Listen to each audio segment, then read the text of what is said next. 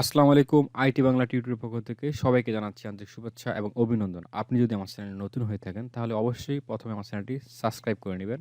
আর সাবস্ক্রাইবের পাশে যে বেল বাটনটি রয়েছে, সেটি একটি ক্লিক করে রাখবেন। তাহলে সবার আগে সর্বপ্রথম আপনি আমার আপলোডকৃত ভিডিওটি দেখতে পারবেন।